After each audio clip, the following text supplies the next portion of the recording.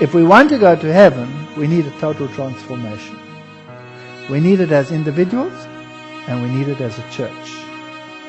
And the time has come to speak about these things, because we are told that the straight testimony will cause the shaking.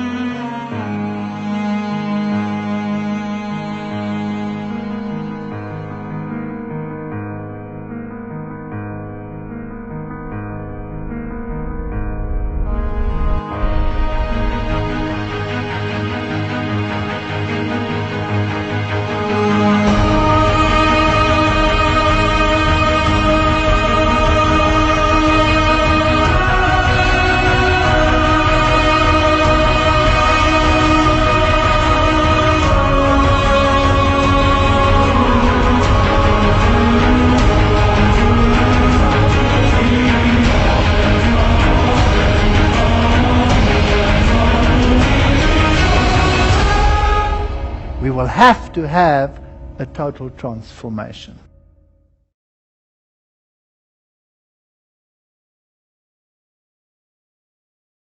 Well, this is another strange title, right? Muito bem. É um outro título meio estranho. Eu gosto de títulos estranhos. Já se ouve o estrondo. Nós vamos começar com a história e depois vamos traçar os paralelos. Afinal de contas, essa é uma série tipológica, não é? Havia um bom rei, chamado Ezequias. Ele fez o seu melhor para tentar deter a onda de apostasia. Este foi o testemunho que o Senhor deu sobre ele em 2 Crônicas 31. E assim fez Ezequias em todo Judá, e fez o que era bom, reto e verdadeiro perante o Senhor, seu Deus. Eu não me incomodaria de ter um testemunho de Deus como este. Você se incomodaria? Eu não me incomodaria. Mas vamos colocá-lo no contexto histórico. Isso já estava bem perto do tempo da queda de Jerusalém. Muito perto do tempo quando Babilônia atacaria e venceria esta cidade. 2 Reis 18, o Senhor Deus de Israel confiou, de maneira que depois dele não houve quem lhe fosse semelhante entre todos os reis de Judá, nem entre os que foram antes dele. Uau! Porque se chegou ao Senhor, não se apartou dele, e guardou os mandamentos que o Senhor tinha dado a Moisés. Assim foi o Senhor com ele, para onde quer que saía tinha sucesso. E se rebelou contra o rei da Síria e não o serviu. Afinal de contas, a Bíblia diz: ao Senhor teu Deus adorarás, e só a Ele servirás. Ele feriu os filisteus até Gaza, como também os seus termos, desde a torre dos atalaias até a cidade. Portanto, aqui veio esse grande poder, mas o Senhor o protegeu desse rei assírio, Senaqueribe. Ele fez o que pôde, construiu um túnel de água, fortificou a cidade, ergueu suas torres, fez armas e encorajou o povo. Esse é um bonito testemunho. Portanto, Ezequias fez o que pôde na sua esfera e Deus acrescentou o que era necessário em sua esfera. Portanto, nós não temos que nos reclinar e dizer, bem, deixa acontecer. 185 mil assírios morreram numa só noite. Desse arrogante rei que blasfemava a Deus, que ridicularizava o povo de Deus. E as palavras de Ezequias ao povo foram: esforçai-vos e tende bom ânimo, não temais, nem vos espanteis por causa do rei da Síria, nem por causa de toda a multidão que está com ele, porque há mais conosco do que com ele. Não é bonita esta exortação? Se tão somente crescêssemos novamente, não simplesmente lendo isso. Com ele está o braço de carne, mas conosco o Senhor nosso Deus, para nos ajudar e para guerrear por nós. E o povo descansou nas palavras de Ezequias, rei de Judá. Porém o rei Ezequias e o profeta Isaías, filho de Amós, oraram contra isto e clamaram ao céu. Tinha que ter sido uma combinação poderosa.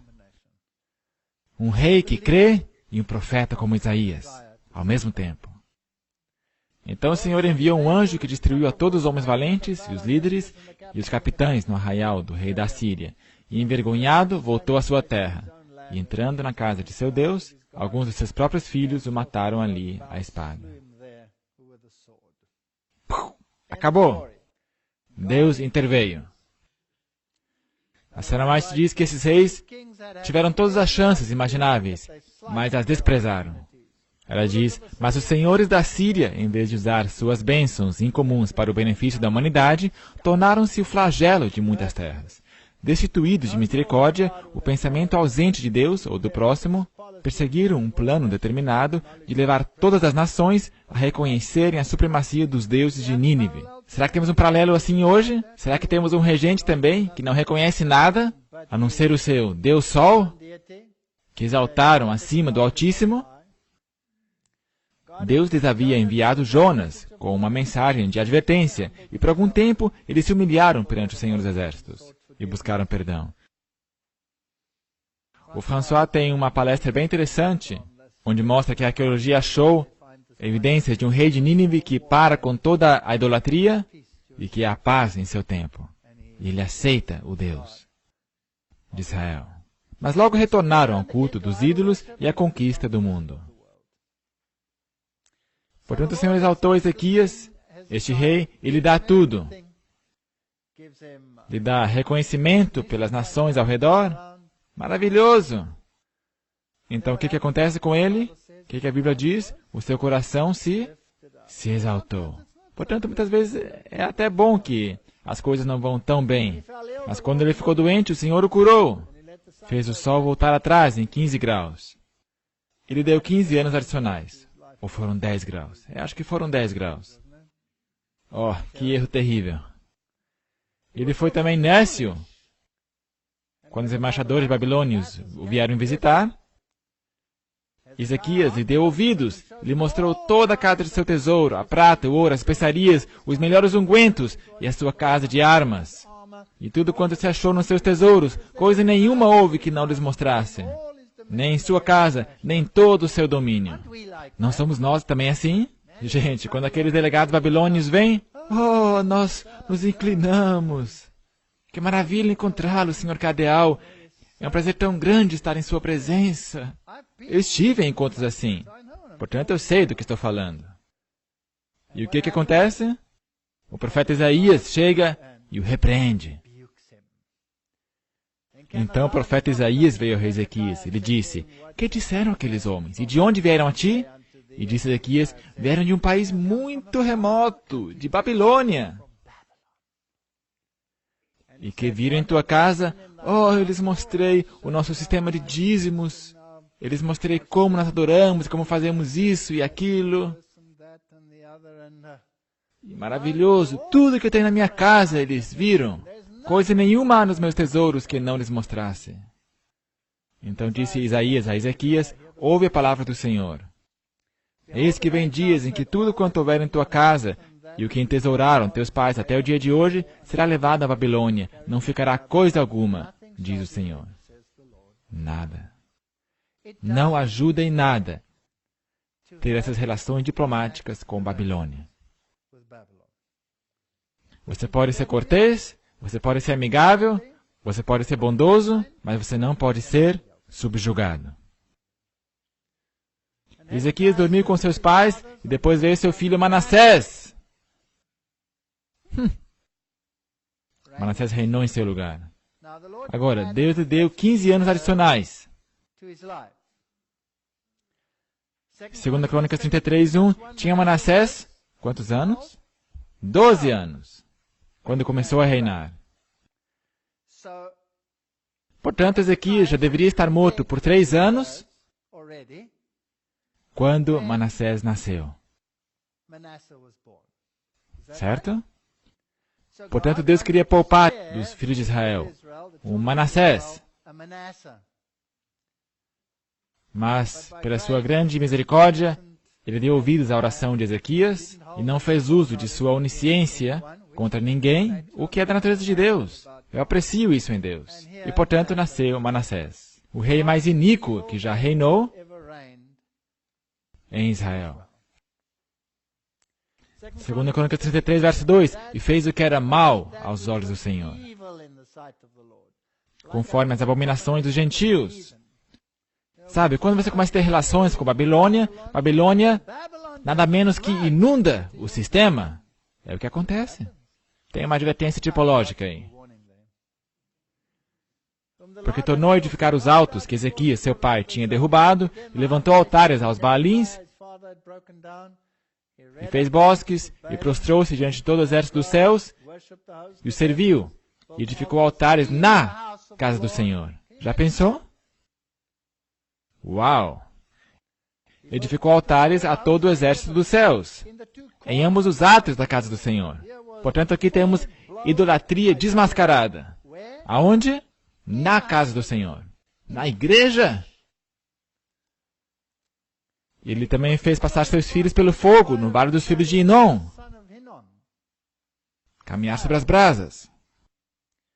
E usou de adivinhações, e de agouros, e de feitiçarias, e consultou adivinhos e encantadores. Eu me pergunto se ele não usou programação neurolinguística. E fez muitíssimo mal aos olhos do Senhor para provocar a ira. Também pôs uma imagem de escultura do ídolo que tinha feito na casa de Deus, na qual Deus tinha falado a Davi e a Salomão, seu filho, nesta casa e em Jerusalém, que escolhi de todas as tribos de Israel, porei o meu nome para sempre. Portanto, aqui temos idolatria desmascarada na igreja. E nós lemos no Espírito de Profecia que o sangue corria pelas ruas. Ele sacrificou o povo que se opunha à idolatria. Eu me pergunto se alguns foram desmembrados. Manassés derramou muitíssimo sangue inocente, até que encheu Jerusalém de um ao outro extremo. 2 Reis 21:16. Um dos primeiros a cair foi Isaías, que durante mais de meio século estivera perante Judá como mensageiro apontado por Jeová. Outros experimentaram escárnios e açoites, e até cadeias e prisões, foram pedejados, cerrados, atormentados, mortos ao fio da espada, andaram vestidos de peles de ovelhas e de cabras, desamparados, aflitos e maltratados. Você consegue enxergar alguma coisa que se parece com um paralelo? Eu os encontro por todo lugar, essas pobres almas, dispersos. Isaías, pelo menos assim diz a tradição, foi cerrado pelo meio, por Manassés. Portanto, se eu vejo um rei Manassés em minha igreja, eu não estaria muito orgulhoso dele. E eu o condenaria, eu o xingaria no meu coração. Mas o rei da Síria leva Manassés cativo, ele enfiou anzóis de bronze em seu nariz, da mesma forma que você conduz um porco, e assim o puxa atrás de si. Eu imagino que esse nariz ficou inchado como uma melancia. E pega e o joga na prisão. E ali ele se humilha perante Deus, Deus o leva de volta. E tentou consertar todo o mal que ele havia feito. Mas já era muito tarde. Mas ele estará no céu. Portanto, meu ponto é esse. Nós temos pessoas como Manassés em nossa igreja hoje. Mas oremos por eles, porque você poderá ter que viver com ele para sempre no céu. Certo? Nós temos Manassés, eu sei que nós temos. Foi no ano 677, quando Manassés o levou preso, e falou o Senhor a Manassés e a seu povo, porém não deram ouvidos. Assim o Senhor trouxe sobre eles os capitães do exército do rei da Síria, os quais prenderam Manassés com ganchos, e amarrando com cadeias, o levaram para a Babilônia. E ele, angustiado, orou deveras ao Senhor seu Deus, e humilhou-se muito perante Deus de seus pais. Haverá pessoas como Manassés em nossa igreja, que sob aflição se humilharão perante Deus e se arrependerão daquilo que fizeram. Apesar de serem levados de prisão a prisão e apartados do povo do Senhor. Não permita que o Manassés te aparte da vida eterna. Não deixe isso acontecer. e fez-lhe oração, e Deus se aplacou para com ele, e ouviu sua súplica, e tornou a trazê-lo a Jerusalém, ao seu reino. Então conheceu Manassés que o Senhor era Deus. Então ele fez tudo o que era certo.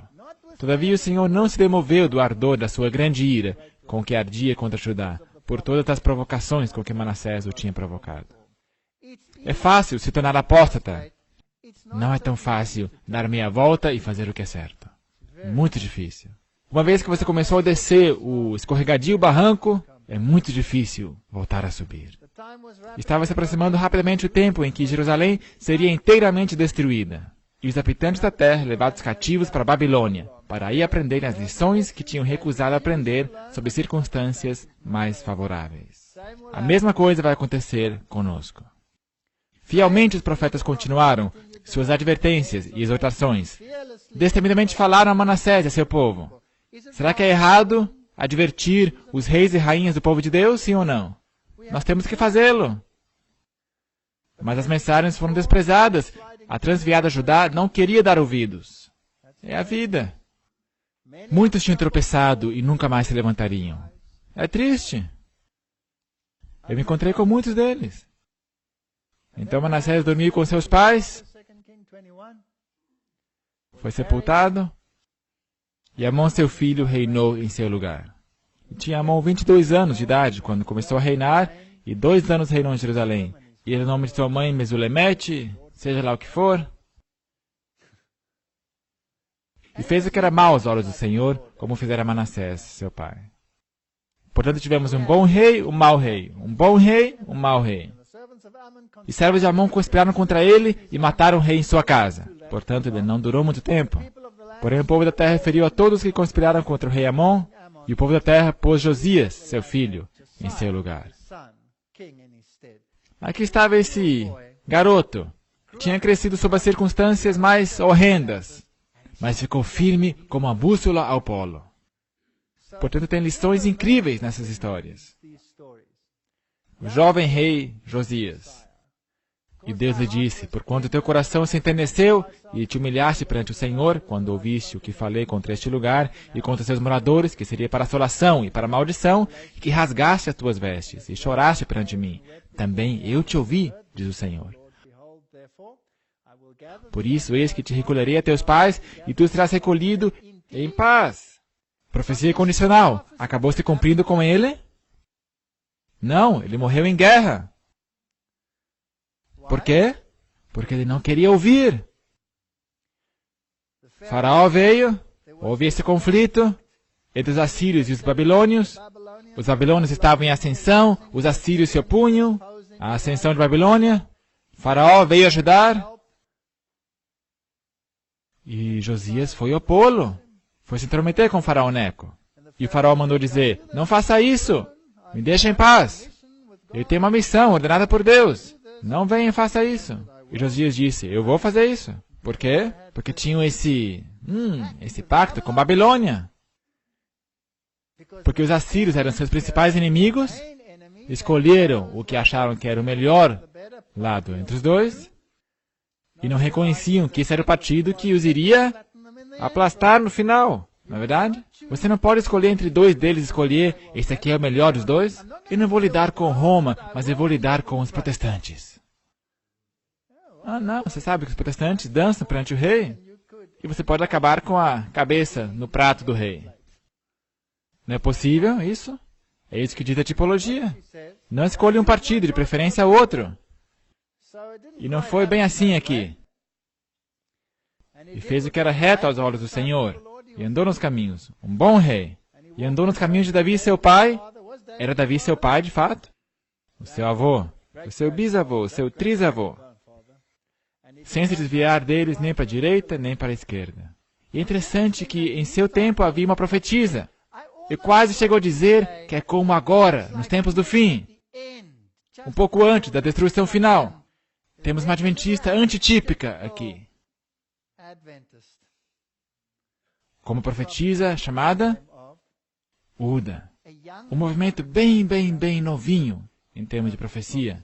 Mas eu não vou entrar nisso, eu só estou lançando esse buquê no ar.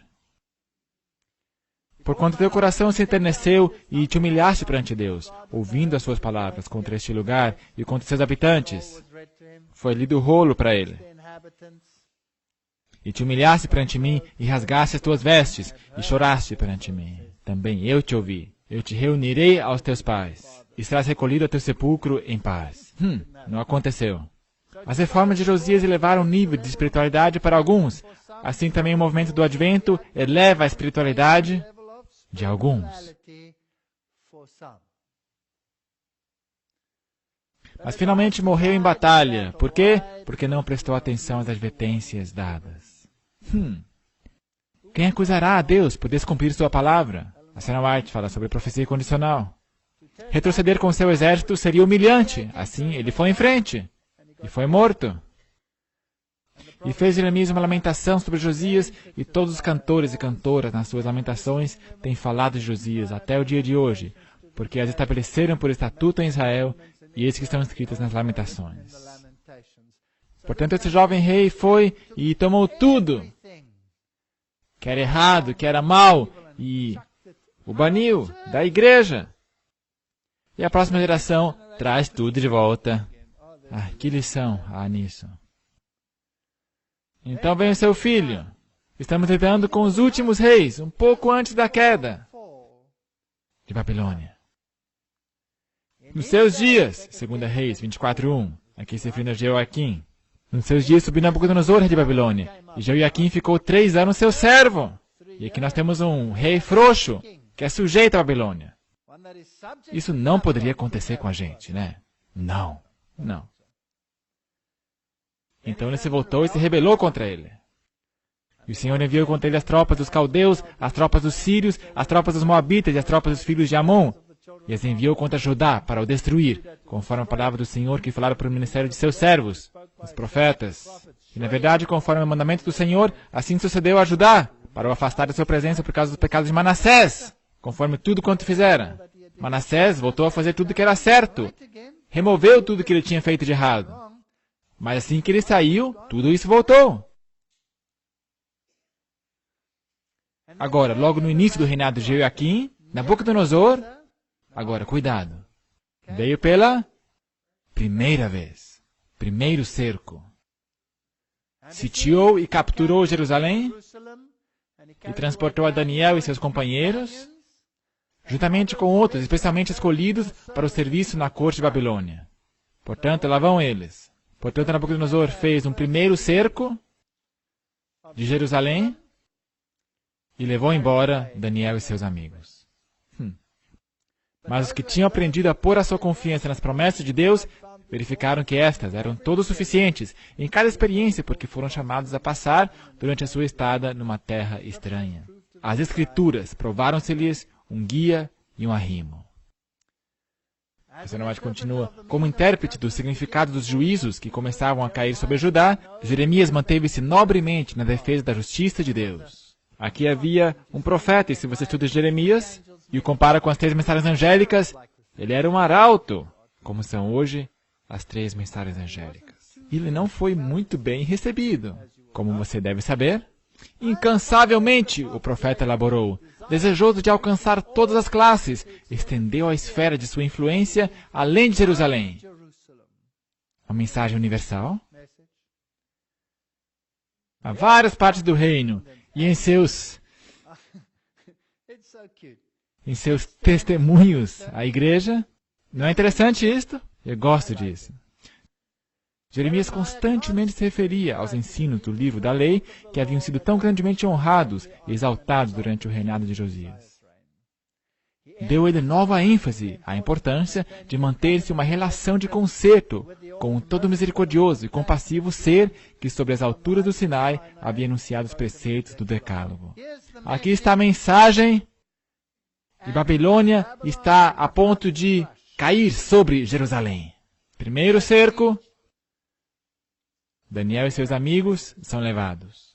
As palavras de advertência e ameaça da parte de Jeremias haviam alcançado cada parte do reino, E todos tiveram a oportunidade de conhecer a vontade de Deus concernente à nação. O profeta tornara claro o fato de que nosso Pai Celestial permite que seus juízos caiam para que as nações saibam que são constituídas por meros homens. Se andares contrariamente para comigo e não me quiseres ouvir, o Senhor prevenir a seu povo, eu os espalharei por todo lugar. Ele os lembra. Então, finalmente, Jeremias diz: portanto, assim diz o Senhor dos Exércitos, visto que não escutastes as minhas palavras, eis que eu enviarei e tomarei todas as famílias do norte, diz o Senhor, como também Nabucodonosor, rei de Babilônia, meu servo, e os trarei sobre esta terra, e sobre os seus moradores, e sobre todas as nações em redor, e os destruirei totalmente, e farei que sejam objetos de espanto, e de assobio, e de perpétuas desolações. E farei desaparecer entre eles a voz de gozo, a voz de alegria, a voz de esposo, a voz da esposa. A igreja vai acabar. Já era. Destruída. E toda essa terra virá a ser um deserto e um espanto. E estas nações servirão o rei da Babilônia 70 anos. Portanto, foram levados cativos. Veio o próximo rei, Joaquim. Jeoiaquim dormiu com seus pais, e seu filho, Joaquim, reinou em seu lugar. E o rei do Egito nunca mais saiu da sua terra. Foi subjugado por Babilônia. Porque o rei de Babilônia tomou tudo quanto era do rei do Egito, desde o rio do Egito até o rio Eufrates. Tudo que pertencia ao rei do Egito. O Egito ficou mansinho. Tinha Joaquim 18 anos de idade, quando começou a reinar, e reinou 3 meses em Jerusalém. E era o nome de sua mãe Neusta, filha de tal e tal. E fez o que era mal. Portanto, aqui no final, as coisas ficam muito turbulentas, uma estrada muito esburacada, conforme tudo quanto fizera seu pai. Naquele tempo subiram os servos de Nabucodonosor, rei da Babilônia, a Jerusalém, e a cidade foi cercada. E Nabucodonosor, rei da Babilônia, veio contra a cidade, a cercaram, a venceram e levaram as pessoas. E tirou dali todos os tesouros da casa do Senhor, portanto cumpriu a profecia, que tinham sido dados ao rei Ezequias, e transportou a toda Jerusalém, como também a todos os príncipes, e a todos os homens valorosos, 10.000 presos, e todos os artífices e ferreiros, lá vão eles. E o rei de Babilônia estabeleceu a Matanias, seu tio, rei em seu lugar, e lhe mudou o nome para Zedequias. Aqui temos um outro rei frouxo, servindo sob Babilônia. Essas são tipologias interessantes. Portanto, Zedequias, o irmão de Jeoiaquim, que tinha sido deposto, ele se rebela contra o rei de Babilônia. Claro, ele também se rebelara contra Deus, e agora ele pensa que pode se rebelar contra o rei de Babilônia.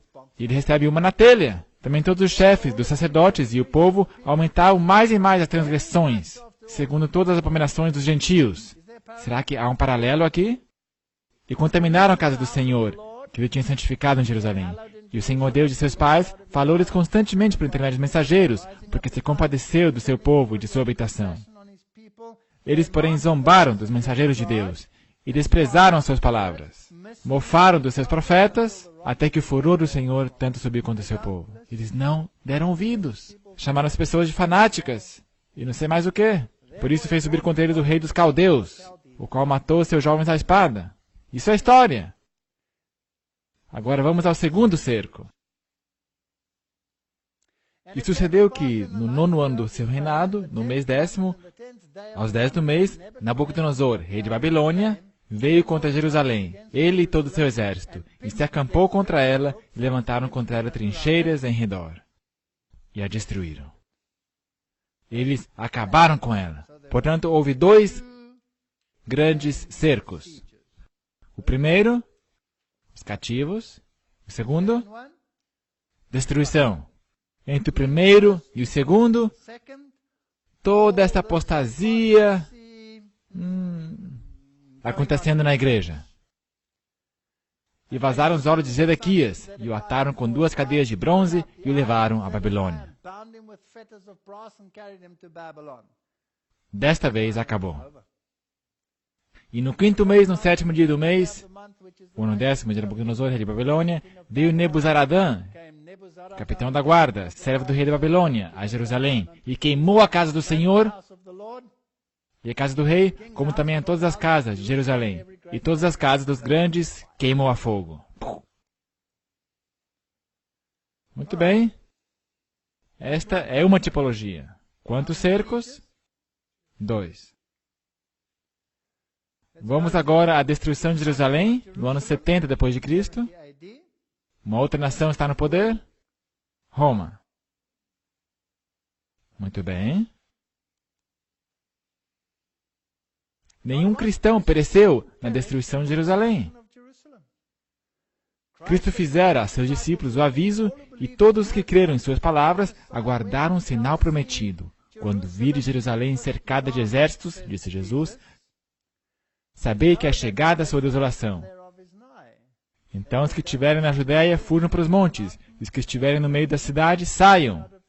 Depois que os romanos, sob Sérgio, cercaram a cidade, inesperadamente abandonaram o cerco. Quando tudo parecia favorável a um ataque imediato. Portanto, aqui vem o exército romano, sob Sérgio, o general, a cerca a cidade. Então, por algum motivo desconhecido, ele recebe um torpedo, um e-mail que diz, seja lá o que for, e lá vai ele. E os judeus acham, uau, isso é fantástico. Vão atrás dele e lhe dão umas chicotadas por trás. E os cristãos veem isso como sua grande oportunidade e eles fogem, porque é isso que dissera Jesus. Jesus, para assim dizer, disse, quando vides a nação de Obama, que causa desolação, como escrito pelo profeta Daniel, que o que lê entenda. Algo assim, não foi? Os acontecimentos foram encaminhados de tal maneira que nem judeus, nem romanos impediram a fuga dos cristãos, porque os judeus estavam perseguindo os romanos, e lá vão os cristãos. Com a retirada de Sérgio, os judeus, fazendo uma surtida de Jerusalém, foram ao encalço do seu exército que se afastava. Enquanto ambas as forças estavam assim completamente empenhadas em luta, os cristãos tiveram o ensejo de deixar a cidade. Nesta ocasião, o território também se havia desembaraçado de inimigos que poderiam ter se esforçado para lhes interceptar a passagem, e fugiram para Pela. Portanto, as forças judaicas, perseguindo a Sérgio e seu exército, caíram sobre sua retaguarda com tal ferocidade que o ameaçaram de destruição total. Portanto, eles ficaram muito furiosos. Ficaram com o nariz sangrando por causa dos cruéis judeus. Um tipo interessante. Terríveis foram as calamidades que caíram sobre Jerusalém quando o cerco foi reassumido por Tito. É interessante notar que entre os dois cercos, 3 anos e meio. Quantos cercos? 2. E o primeiro de Nabucodonosor, ele não destruiu a cidade, mas ele levou cativos e foi embora. Aqui também no primeiro cerco, não destruíram a cidade e foram embora. E no segundo, destruição total. Experimentaram todos os horrores da morte e a fome. Uma medida de trigo era vendida por 1 talento. Tão atrozes eram os transes da fome que homens roíam o couro de seus cinturões e sandálias. Foram cruelmente torturados, crucificados. Era o fim da picada. As pessoas morriam como mosquitos. Milhares pereceram pela fome e pela peste. A afeição natural parecia ter desaparecido. Maridos roubavam sua esposa, esposa seu marido. Viam seus filhos arrebatando o alimento da boca de seus pais idosos. A pergunta do profeta, pode uma mulher esquecer-se de seu filho que cria? Recebeu, dentro dos muros da cidade condenada, a resposta, as mãos das mulheres piedosas cozeram seus próprios filhos. Portanto, foi um tempo muito lamentável. E quanto à mulher mais mimosa e delicada entre ti, que de mimo e delicadeza nunca tentou pôr a planta de seu pé sobre a terra, será maligno seu olho contra o homem de seu regaço, e contra seu filho, e contra sua filha, e por causa dos seus filhos que tiver, porque comerás escondidas pela falta de tudo, no cerco e no aperto. Todas essas coisas aconteceram, ali mesmo. Esta é uma citação fascinante de Eusébio, História Eclesiástica. Este é um grande historiador daquela época, um pouquinho depois. Ele escreveu, e eu gosto disso, então a semente espiritual de Abraão, que é o cristianismo, fugiu para Pela, do outro lado do Jordão, onde encontraram um refúgio seguro e poderiam servir seu mestre e guardar seu sábado. E é interessante que a arqueologia confirma que em Pela o sábado foi guardado por 4 séculos depois de Cristo. Pela. É isso que sobrou dela? É para aqui que fugiram? É aqui que encontraram um porto seguro. Portanto, a arqueologia revelou que o sábado foi guardado ali, em Pela. Quando, pois, vides a... Bem, vamos ler corretamente, certo? Que a abominação da desolação, de que falou o profeta Daniel, está no lugar santo. Quem lê, entenda. Então, os que estiverem na Judéia, fujam para os montes. Esta é a versão do texto recebido. Se você tem uma versão com letra vermelha da King James, você vai perceber que tudo isso aí está escrito em vermelho, indicando quem disse isso. Jesus. Se você tem uma versão de letra vermelha da Nova Versão Internacional, você vai perceber que essa porção, que se refere ao profeta Daniel, não está em vermelho, significando que foi acrescentado depois e não foi dito por Jesus. Fascinante, não é? E depois dizemos que não importa a versão que você lê. Mas eu acho que os escribas, eles sabem o que é certo. Então temos que submeter a nossa vontade. Assim, quando vocês virem um sacrilégio terrível, do qual falou o profeta Daniel no lugar santo, quem lê entenda. Então, os que estiverem na Judéia, fujam para os montes. Nova Versão Internacional. Isso também não está de vermelho. Eu deveria ter colocado a cor vermelha aqui, mas tudo bem. Me perdoe. A Nova Versão Internacional não tem isso em vermelho. Mas quando vires Jerusalém cercada de exércitos, sabei que é chegada a sua desolação. Nós temos esses 2 textos paralelos. Esse lugar santo, que seria ocupado pelo exército, é provavelmente a área que Neemias tinha limpado, onde as nações estrangeiras não tinham direito de se congregarem durante o sábado, porque eles tendiam a querer fazer negócios, certo? Ele os expulsou. Portanto, ao redor da cidade teve esta área limpa, que, aliás, tinha uma conotação sabática. E aqui vem esse exército e ocupa este lugar, portanto, de forma antitípica, se erige em território sabático. Interessante. Não vem muito distante o tempo em que, como os antigos discípulos, seremos forçados a buscar refúgio em lugares desolados e solitários. Como o cerco de Jerusalém pelos exércitos romanos era o sinal de fuga para os cristãos judeus, assim o arrogar-se em nossa nação o poder no decreto que torna obrigatório o dia de repouso papal será uma advertência para nós. Será então o tempo de deixar as grandes cidades, passo preparatório ao sair das menores, para lares retirados em lugares solitários entre as montanhas. Para fora. Quantos cercos? 2. Entre o primeiro e o segundo cerco, sair. Os profetas a quem foram reveladas essas grandes cenas anelavam compreender sua significação. Eles inquiriram e trataram diligentemente, indagando que tempo, ou que ocasião de tempo, o Espírito de Cristo que estava neles indicava. A nós que nos achamos nas vésperas de seu cumprimento, de quão vívido interesse são estes delineamentos de coisas vindouras. Portanto, nós temos que estudar os paralelos. Temos que prestar atenção na tipologia. Portanto, quando os romanos cercaram a cidade, ergueram estandartes ou banners, nos quais apareciam os deuses pagãos. Estes estandartes foram erigidos em uma zona fora da cidade conhecida por Terreno Santo. Não era no templo, o lugar santo, mas esta área limpa. Não deve ser confundido com o lugar santo no templo.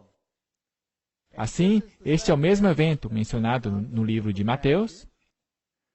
Em 1897, a Sra. White escreveu um parágrafo que sugere que o cumprimento moderno dessa profecia já aconteceu. Em 1897, ela escreveu isso. Ela disse, o mundo protestante erigiu um sábado idólatra, no lugar em que devia estar o sábado do Senhor, e está andando nas pisadas do papismo. Por esta razão, veja a necessidade de o povo de Deus se mudar das cidades para campos retirados, escrito em 1897. Primeiro cerco, segundo cerco. Quando que aconteceu o primeiro cerco, então? Portanto, virá outra vez. Mas é sobre o sábado, 7º dia, que a batalha será travada. As autoridades desse mundo se erguerão em seu orgulho e poder para fazer leis que restringem a liberdade religiosa, assumirão um direito que pertence a Deus somente, e como Nabucodonosor, olha aqui um paralelo, tipo, antítipo, pensam que podem forçar a consciência. Agora mesmo estão iniciando esta obra e continuarão com isso até que cheguem a um limite que não podem cruzar. Você se lembra? 2 cercos. A pressão da lei dominical, o que diz ali? Chegou e está chegando. Reconhecemos que aquilo de que falamos pelos últimos 35 anos, esta lei exaltando domingo e invenções humanas tomam o lugar do santo dia do Senhor, está se cumprindo agora. O decreto que força a idolatria neste dia irá a todo mundo, e um patamar limitado já aconteceu. Portanto, já houve um primeiro cerco. Quando foi esse primeiro cerco? É chegado o tempo, 1903, em que, conforme Deus abre o caminho, devem as famílias mudar-se para fora das cidades. Não quer dizer que nós vamos pegar tudo e sair correndo, precipitadamente, à medida que quem abre o caminho? Deus abre o caminho. Devemos mostrar ao mundo que reconhecemos, nos eventos que estão acontecendo agora em relação ao movimento da Reforma Nacional, o cumprimento da profecia. Quando foi isso? Lá em 1888, teve uma lei dominical impendente. Todas essas coisas, nós já vamos ler.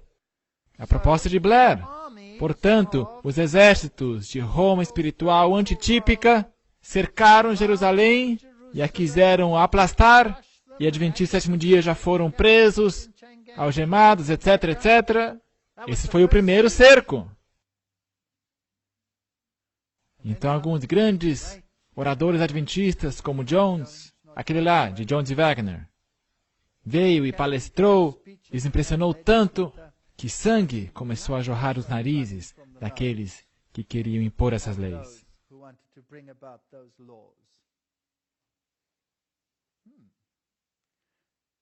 Cumprimento de profecia, o que pelos últimos 30 ou 40 anos proclamamos que viria, chegou. Deveriam planejar deixar as cidades ao as portas se abrirem perante elas. Nós já vimos isso. Que tudo se faça com ordem e decência. 1 Coríntios 14, 40. Como eu já disse, ao Deus abrir as portas. Nenhum movimento fanático. Nada disso. O mensageiro de Deus disse, não serão advertidos das cidades? Sim, não por morar nelas o povo de Deus, mas visitando-as, a fim de adverti-las do que está para sobrevir à terra. Diz a Sra. White em Evangelismo, página 77.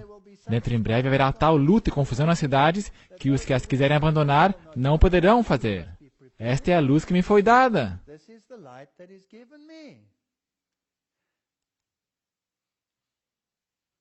Isaías 54, 4. Não temas, porque não serás envergonhada, e não te envergonhes, porque não serás humilhada. Antes te esquecerás da vergonha da tua mocidade, e não te lembrarás mais do opróbrio da tua viuvez. Não temas tu, servo meu Jacó, nem te espantes. Temos todas as promessas. Deus vai cuidar disso. Deus vai cuidar disso. Portanto, em 1888, o mundo estava pronto para a segunda vinda. Os exércitos de Roma cercaram Jerusalém, erigiram o seu estandarte, o seu banner pagão, dentro da zona sabática, da zona que guarda o sábado, e pediram uma lei dominical. Primeiro cerco. The Lord's Day Alliance, Aliança do Dia do Senhor, nós já falamos disso, fundada em 1888. Eu não tenho que entrar em detalhes, já está na palestra anterior. Em 1888, primeiro cerco. Existe para encorajar cristãos a reivindicar o Shabat, nós já sabemos disso. Em 2001, publicaram esse informativo, após os ataques terroristas de 11 de setembro. Estamos conscientes que não poderíamos fazer o nosso trabalho sem o apoio financeiro de amigos como você. Em muitos sentidos, o ano de 2001 foi um ano de grande bênção para o Ministério da Aliança do Dia do Senhor. Ao mesmo tempo, a tragédia nacional que aconteceu no dia 11 de setembro em Nova York, Washington e na Pensilvânia mudou nossas perspectivas e, francamente, fez com que mesmo aqueles que não têm um termômetro espiritual considerem a sua fé, muitos pela primeira vez na sua vida. Então continua. Aqui é o presidente que está falando. Estamos às bordas de uma oportunidade sem precedentes de proclamar a mensagem do Domingo Cristão de uma maneira jamais vista, pelo menos durante a minha vida. E eu gosto do rodapé, dando o endereço e dizendo, servindo as igrejas e a nação desde 1888. Não é uma gracinha? Portanto, nós temos um primeiro cerco em 1888. O povo de Deus deveria estar prestando atenção no que os profetas disseram. E haverá um segundo cerco. Você consegue escutar o estrondo das rodas do exército romano, baixo a liderança de Tito, se aproximando pela segunda vez? Eu consigo escutar o estrondo. São essas grandes verdades que velhos e jovens necessitam aprender. Precisamos estudar a realização dos propósitos de Deus na história das nações e na revelação das coisas vindouras, para que possamos estimar em seu verdadeiro valor as coisas visíveis e as invisíveis. O dia está às portas, para que a lição seja aprendida, para a obra ser feita, para a transformação do caráter. Qual que é o tema principal dessa série inteira? Não é uma série para acusar a igreja. Eu sei que alguns vão acusar ela de ser isso. Mas não, é uma série unificadora. O tempo que resta é senão um brevíssimo lapso. Sabe, as pessoas me chamam de alarmista quando eu prego esse tipo de coisa e dizem, você é isso, você é aquilo. Será que estão surdos? Será que não conseguem escutar o estrondo do exército romano? Será que assistem o jornal? Eis que os recados de Israel dizem, a visão que este vê é para muitos dias. Você é um alarmista, conspiracionista, isso, aquilo, seja lá o que for. Eu escrevi para um irmão que escreveu um longo artigo em uma de nossas revistas proeminentes. Eu nem queria mandar essa carta. Eu só dei para que um amigo a lesse para ver se o que eu estava escrevendo era muito duro. E de alguma forma esta carta vazou. E agora você pode encontrá-la no Facebook. Todo mundo sabe disso. E podem ler exatamente o que foi esta altercação. As coisas fascinantes. Você é um alarmista, você é um conspiracionista.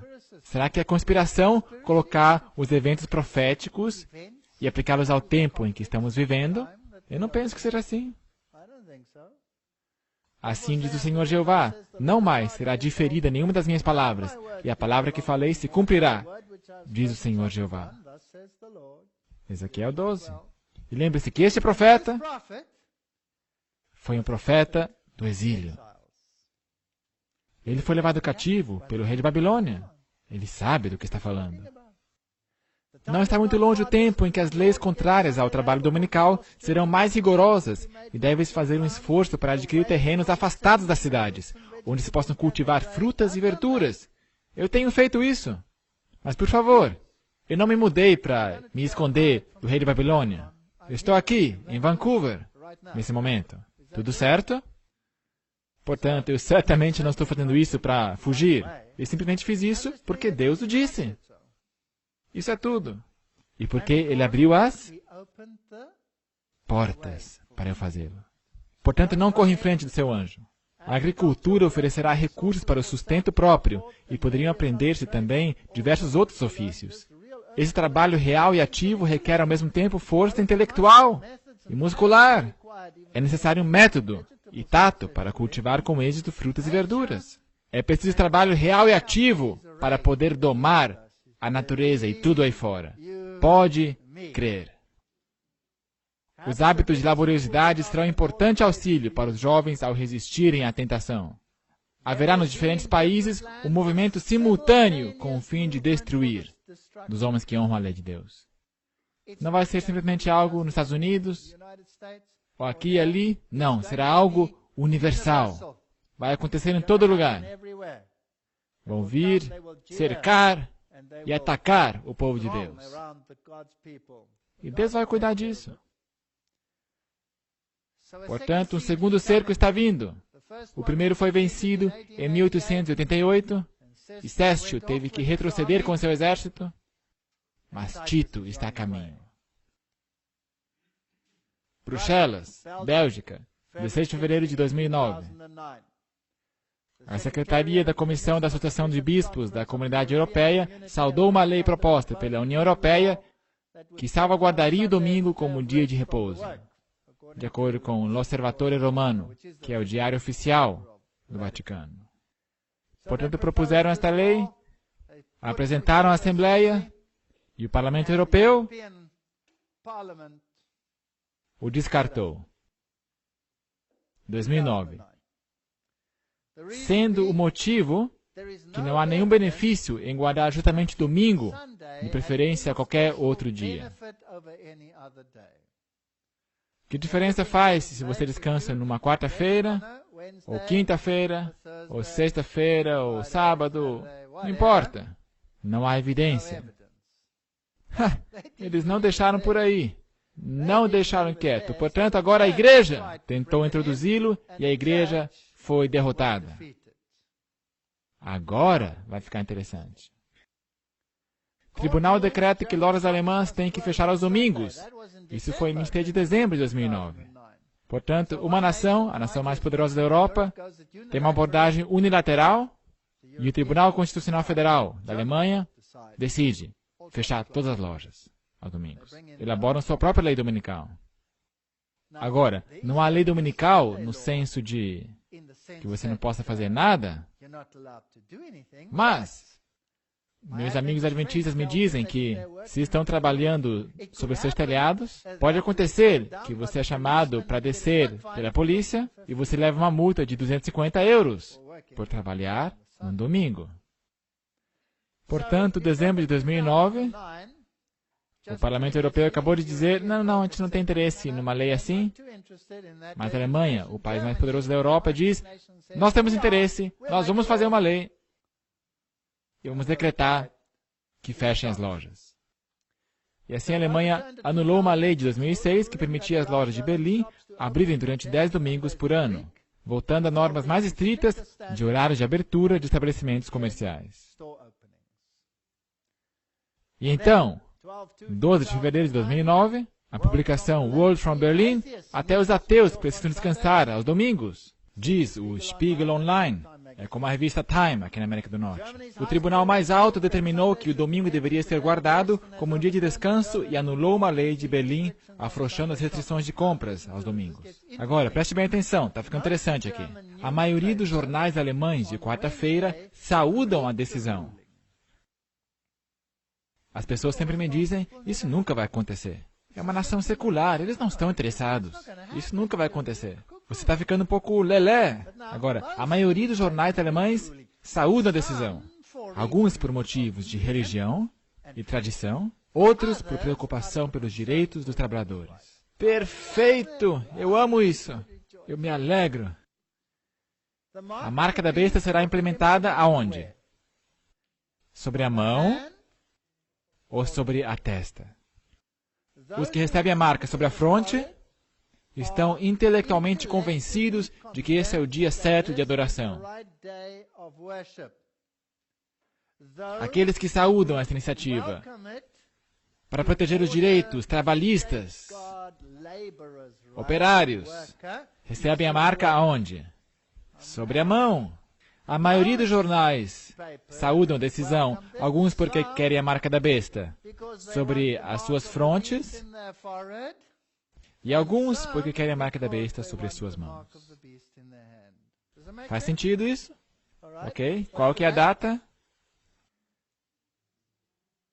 Dezembro de 2009. E então, os sindicatos se uniram às igrejas em sua campanha de proteger o domingo como dia de descanso para a nação. O Espírito de Profecia diz que os sindicatos serão um dos meios pelos quais virá um tempo de angústia tal como nunca houve.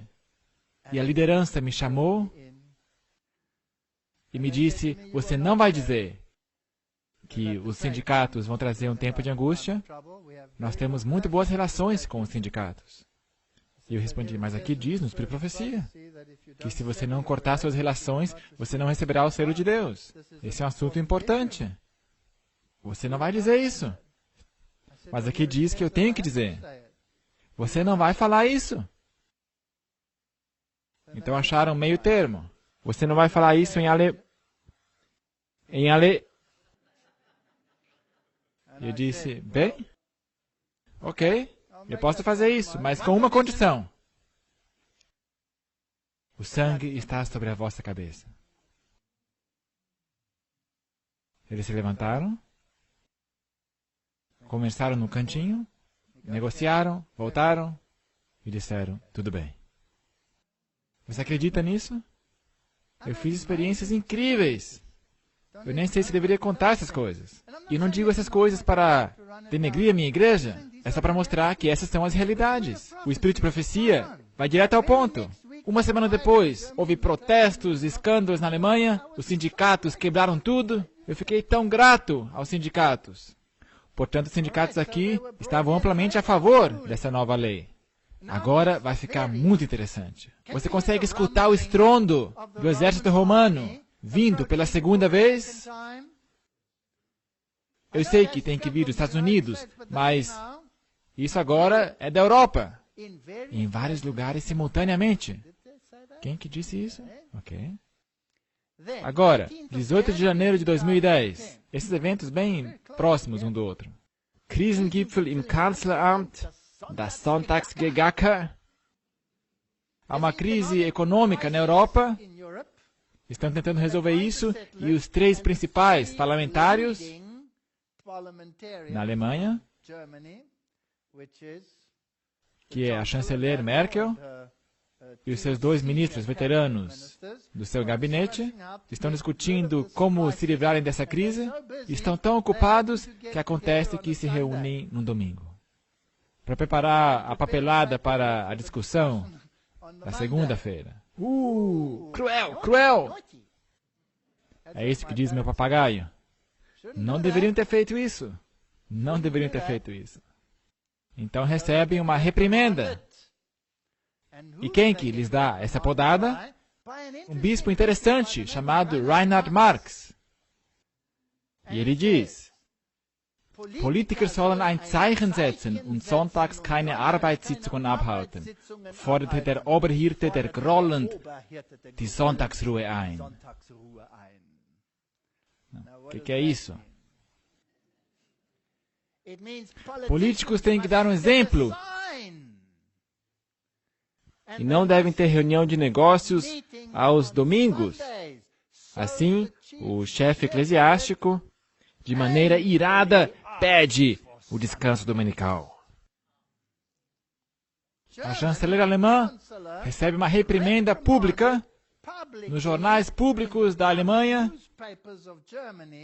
por ousar trabalhar em um domingo. Não é isso interessante? Você ouve o estrondo? Beard, aqui outra vez, arcebispo critica o trabalho dominical dos políticos. Ele critica agora, quem que é esse cara? Bom, tem uma bonita imagem dele, eu não consegui resistir e está aí. É Reinhard Marx, agora quem que é? É o sucessor de Joseph Ratzinger, Bento XVI, em sua antiga posição de bispo. Portanto, não é qualquer um. É alguém que está à altura de calçar os sapatos de Bento. Não é qualquer um. E a mulher estava vestida de púrpura escarlate. Não, acho que eu vou deixar esse verso de fora. O que vocês acham? Não vamos ir por esse caminho. Não sei se você se lembra, em fevereiro de 2009, todo mundo estava feliz porque tinham pedido uma lei dominical, as igrejas tinham pedido, e foi rejeitado. A igreja da Inglaterra, o painel europeu da Congregação dos Bispos, a Comissão da Associação de Bispos Católicos, todas essas deram as boas-vindas à iniciativa de vários membros do Parlamento Europeu para pedir à Assembleia a tomar uma decisão sobre a declaração, descartaram essa possibilidade, a Alemanha foi sozinha. E as razões disso, tendo em vista o artigo tal e tal, a regra tal e tal, e a enquete Eurofund mostrou que a chance de ficar doente ou de faltar ao trabalho em estabelecimentos que operam aos sábados e domingos é 1,3 vezes maior comparado com os que não requerem que seu pessoal trabalhe durante os finais de semana. E começa a trazer estatísticas para mostrar por que nós precisamos desse dia livre. Mas só esse argumento não funciona, porque você pode ter uma quarta-feira livre, uma quinta-feira livre, ou uma sexta livre. Considerando que, de acordo com a lei da União Europeia, o domingo é o dia de descanso para as crianças e adolescentes. Agora estão chegando em algum lugar. Agora estão ficando espertos. Considerando também que as instituições, corpos, agências europeias não têm trabalhado aos domingos desde a sua criação e não pretendem fazer no futuro, e apesar da diversidade cultural, de transfundos religiosos, etc, etc, etc, etc. Casamento entre trabalho e vida familiar. Isso é brilhante. Portanto, agora estão voltando, mas não estão sozinhos, não são só as igrejas. Isso aqui é 2010, foi agorinha. A chanceleira acabou de ser podada. Apela aos artigos tal e tal, ao artigo tal, a maioria, papapá, e todas essas coisas. E no próximo momento, todas essas entidades religiosas se unem e mostram por que o domingo deveria ser considerado um descanso semanal pelo Diretório de Horário de Trabalho.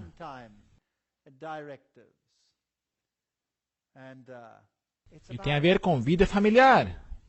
Vida familiar. E você verá que na Europa as crianças vão à escola 6 dias por semana. Domingo é o único dia que tem livre. Que argumento brilhante. Portanto, o parlamento, você disse que não importa se se descansa numa quarta-feira, uma quinta-feira ou um domingo. Vocês são responsáveis pela ruptura da família. Vocês são responsáveis pela destruição da família. Porque se o pai e a mãe vão trabalhar aos domingos, as crianças ficam em casa sozinhas. Já fizeram um filme com esse nome, Home Alone. E se o pai e a mãe trabalham, você rompeu com a família. Portanto, o único dia que faz sentido para ser dia de descanso é que dia? É um bom argumento. Vocês acham que vão ganhar? Eles vão vencer. Portanto, mais do que qualquer outro dia da semana, um domingo livre de trabalho oferece a oportunidade de se encontrar com a família, de encontrar amigos e estabelecer laços sociais.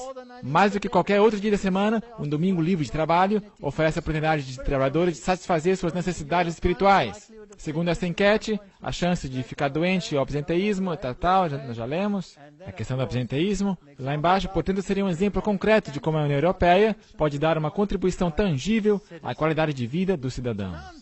Portanto, agora já não é mais só uma questão de religião, é uma questão operária. E então, bomba, 24 de março de 2010, eles entregam essa petição pela segunda vez e dizem, Parlamento Europeu, repense o assunto. Vocês descartaram isso em 2009, aqui está outra vez, 2010. Você ouve o estrondo? Uau! Uma conferência para relançar o debate sobre a proteção dominical em um nível europeu. E o apelo foi dado, e aqui estão eles. Parlamentares, membros de igreja, todos juntos. E começam com os outdoors. Proteção de um domingo sem trabalho. O Parlamento Europeu, principal palestrante, e aqui está um dos parlamentares. Mas o que está na imagem? A criançada. Eles são bem espertos, são sabidos. E quem está por trás disso agora? São as igrejas? Não.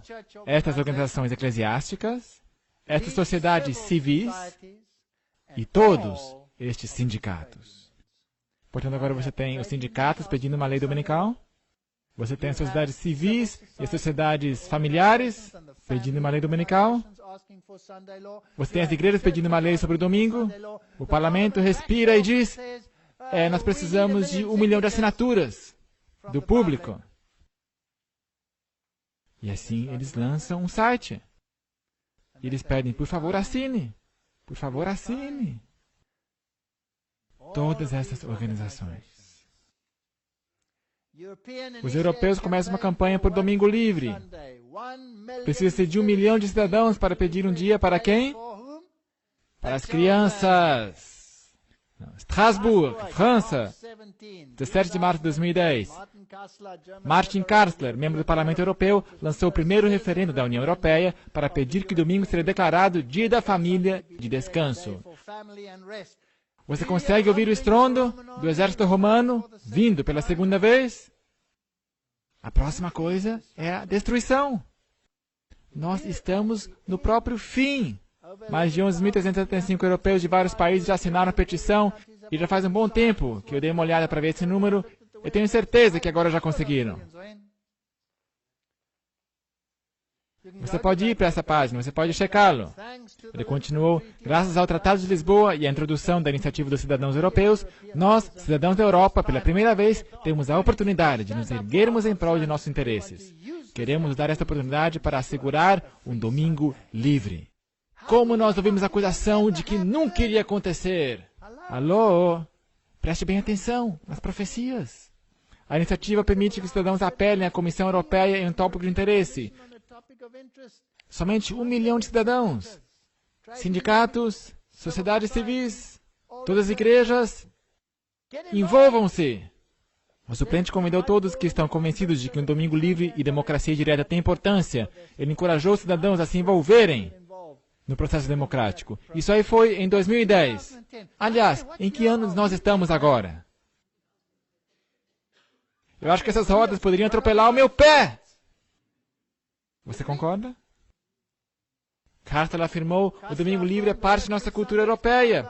Precisamos de tempo para as nossas famílias e relacionamentos, para a sociedade civil, para a religião. É pouco provável que uma vida cheia de dias úteis torne a pessoa feliz. A Europa deveria ser a região do mundo mais amigável para com as crianças. Eles estão num bom caminho aqui. Eles não podem perder. Imagine só se você se opor a isso. Contra o que você será? Você vai se meter contra as crianças? Contra os valores familiares? Você é contra tudo que é decente e apropriado? Você será uma verdadeira pedra no sapato. Juntem forças. Vem, se reúnam, vamos lá. A petição ressalta que um domingo livre de obrigações trabalhistas é uma necessidade da Europa para as crianças que precisam de um dia da família. Cada pessoa precisa de tempo livre para relaxar, para se envolver na sociedade, para praticar hobbies e religião, o aspecto secular e o religioso. Mão e fronte, mão e fronte, mão. A Bíblia é fantástica. É um pilar essencial do modelo social europeu. É um patrimônio cultural. Aliás, aqui está o site, você pode ir lá ver, www.freesunday.eu. Europa. E olhe só para este cartaz, uma gracinha. Sonntags gehören Mami und Papi uns. Vamos traduzir isso. Aos domingos, mamãe e papai são nossos. Domingo é dia das crianças. Eles são nossos. Não é qualquer dia. O domingo. Isso aqui é 2010. Irmãos e irmãs, nós estamos indo para casa. Eu não quero ser um alarmista, mas é isso. O padre, o Dr. Jürgen Henkel, menciona todas essas igrejas, todas essas pessoas aqui se reunindo, e você pode depois conferir lá nesse site. É o site oficial, onde estão colecionando as assinaturas. Os evangélicos, os protestantes na igreja, os europeus, 75% deles querem. Está tudo aí, nós não temos que entrar em detalhes. É a primeira iniciativa que vem da população para separar o domingo. Impondo a observância do domingo e empregando o poder opressivo contra os que guardam o sábado do sétimo dia, a lei de Deus será, para todos os efeitos, invalidada em nosso país. Não pode acontecer, as pessoas diziam, mesmo em minha igreja. O profeta assim o disse, vai acontecer. Acordem! Ela também diz, a fim de assegurar a popularidade e sua aprovação, os legisladores se renderão aos reclamos de leis dominicais. Têm eles resistido a isso até aqui? Sim. Vão eles se render? Sim. A pressão está aumentando. Um desses sindicatos é tão poderoso. O que dizer de todos eles juntos? Em meu país, nós acabamos de ter greves e protestos terríveis. Talvez você chegou a vê-los nas notícias. Todo mundo parou em prol de salários maiores. Você tem o direito de fazer greve. Será que você também tem o direito de não fazer greve? Parece que não. E o que eles fazem? Entraram e impediram todo mundo de trabalhar, mesmo nos hospitais. E na seção do hospital que é a UTI, onde tem todas essas incubadoras, essas pequenas crianças, eles espantaram as enfermeiras dali e 15 criancinhas morreram numa só UTI. Será que isto é assassínio, sim ou não? Isso é assassínio. Será que serão um instrumento que trarão um tempo de angústia como nunca houve? Será que houve alguma investigação, algum inquérito sobre o assunto? Não. Não. Simplesmente não. Essas pessoas são poderosas. Eles vão executar o que quiserem. O parlamentário ali, Thomas Mann, ele trabalha com uma ampla iniciativa para combinar a Igreja com a União Europeia. E ele é o porta-voz a nível do parlamento. E a Rádio Vaticano comenta, isso é maravilhoso. Esse é o nosso homem. Então aqui fala do que ele faz e como ele promove o domingo. E quantas organizações estão de seu lado? 72 organizações. Parlamentares. Todos esses estão do meu lado. Nós vamos passar esta lei. Então a BBC faz uma entrevista. Eu vou tocar uma pequena parte desse clipe, dessa entrevista. É a primeira conversação. É interessante. Eu sei que é uma entrevista bem comprida, mas um pedacinho aqui. Escute só o que a BBC tem a dizer. Esse provavelmente é o país mais secular do mundo, onde o cristianismo, em minha opinião, está morto e reina o espiritismo. Que barômetro. Escute só. Mondays used to be a very different day to the rest of the week. One day we could all relax, we could see friends and family, we could go to church. It's all changed. Should the Sabbath be a day of rest? Christina, we've gone beyond the point of return on this, haven't we? I mean, here you are, you've got a deadline for tomorrow, you've got to write an article, you've got to appear on a wonderful television program on a Sunday morning. It's not the way we live now, is it? No, but wouldn't it be nice if the government sent us a message that they didn't think of us only as units of consumption and production and worker bees. Yeah. Just once in a week, we were let off the hook, and we could not shop, and we could not work, and actually concentrate on the other, on the whole self. On each other. And on each other. Why not?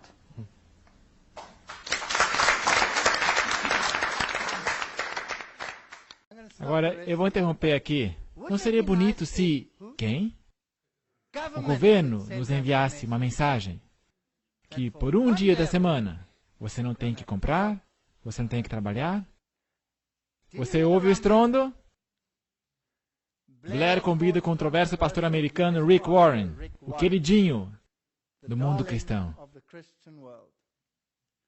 em tentativa para unir as fés. Portanto, os políticos estão trabalhando com a igreja. O que vocês querem? O que vocês todos querem?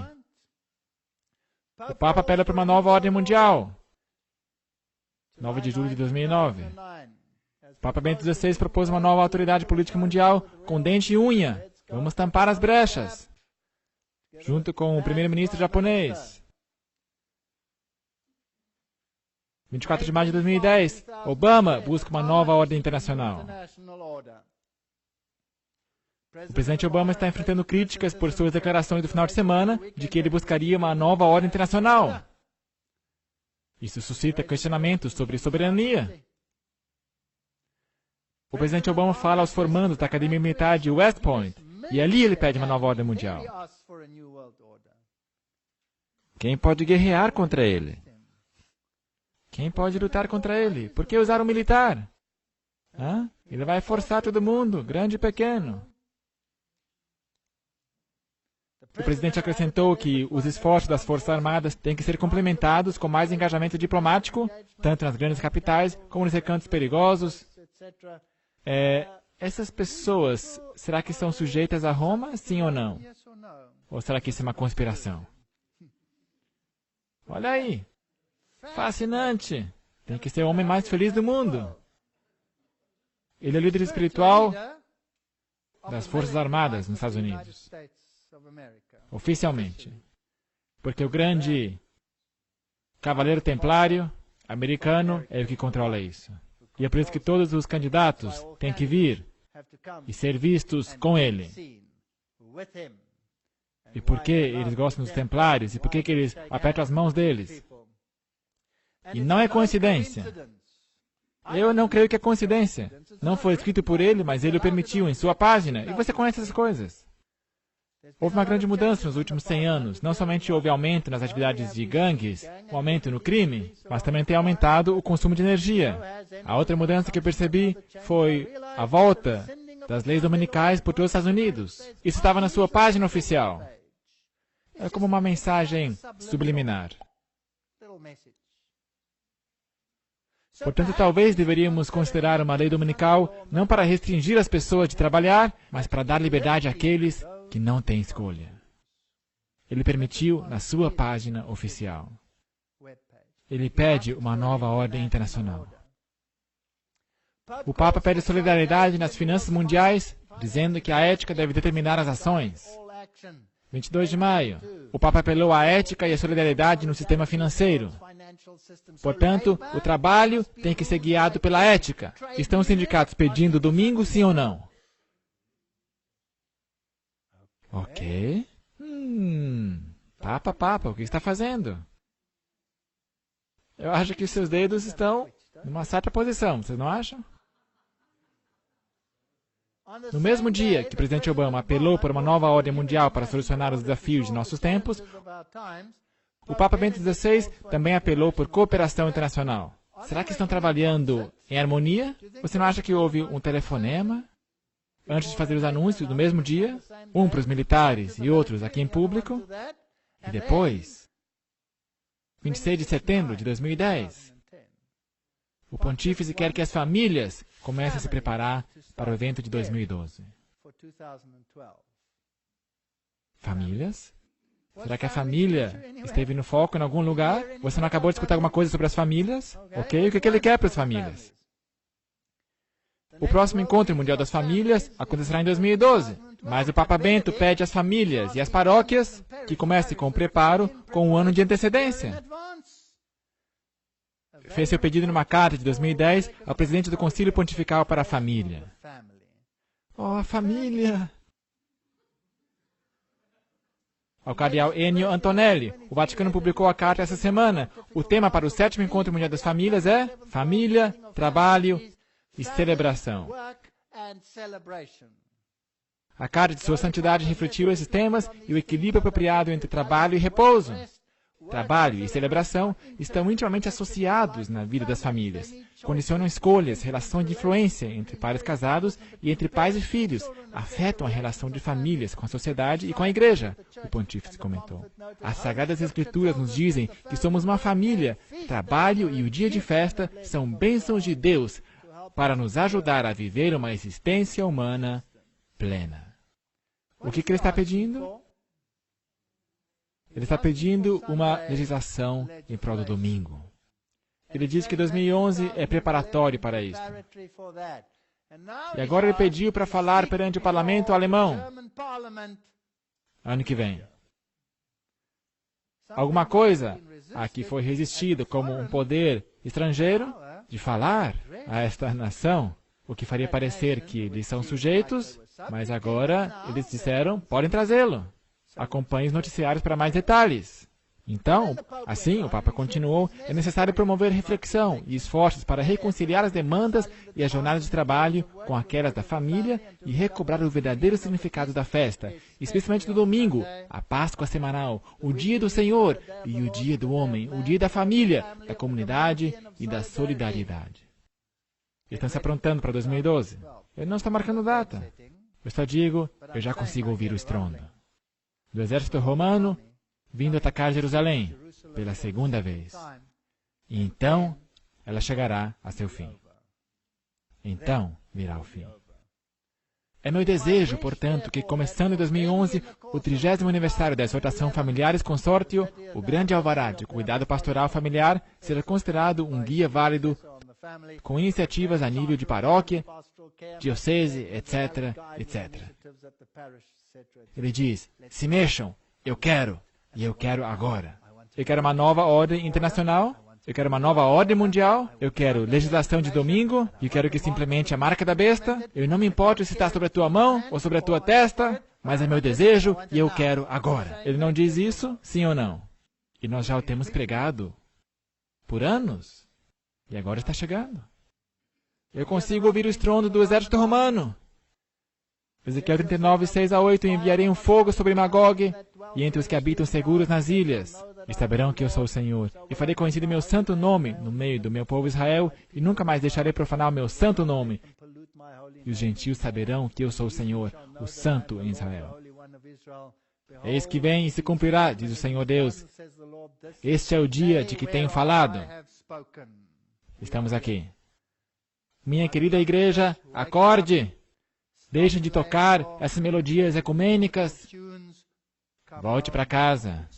Não faz nenhum bem negociar com os reis de Babilônia. Não faz nenhum bem mostrar-lhe seus tesouros e pensar que ele vai te proteger. Ele vai te erradicar. É isso que diz o tipo, é isso que o antítipo vai confirmar. E disse-me mais, está cumprido, eu sou o alfa e o ômega, o princípio e o fim. Portanto, irmãos e irmãs, foi uma pequena palestra para mostrar aonde estamos na linha do tempo, aonde nos encaixamos tipologicamente. Para aqueles que tinham esperança de poder fugir quando vier o cerco, tarde demais. Não há fuga por ocasião do segundo cerco. Agora é o tempo de tomar uma decisão, de seguir o Senhor. Amém.